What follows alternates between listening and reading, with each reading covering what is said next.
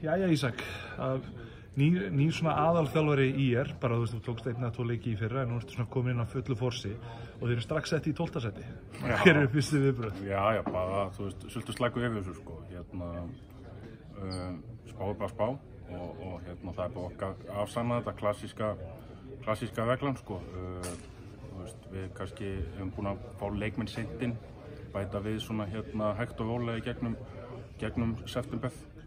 Kom ekki Hákoninn eftir að þessi spá var?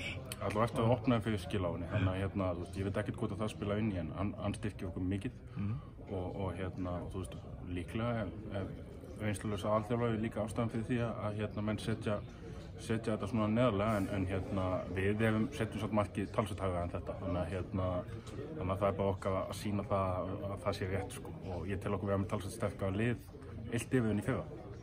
Það sést svona líka á dreifingun einhvern veginn svona í atkvæðanum í hvaða sæti kjósendur voru að setja þetta. Það virðist vera mikið að fólki veit bara ekki hvernig það á að spá þessari deild. Eru bara öll lið svona miklu sterkari eða er þetta bara? Já, ég held náttúrulega að liðin sem kom upp eru klárlega miklu sterkari en liðin sem fóru niður, bara með fullu virðingu fyrir þeim og þessi deild verður pakki, sko. Þannig að þetta snýst alveg að vinna réttu leikina og klára þessa svokölluðu klósleiki, sko. Þannig að þetta verður alveg snúið. Já, gömlu erkifjendunum Káeringum er líka spáð frekar neðarlega og þeir reyndar hafa ekki mætt í það, sýnist mér. Held að þeir hafa vitað að spáru fyrir fram og ekki vilja að sína andlitið, eða hvað er í gangi? Ég er ekki hugmynd. Þú voru að spila það í Vesturbænum. Breiðholt er svo langt í burtu frá Vesturbænum. Já, það voru. Maður er svo lítið þar, sko. Já, ég skilja.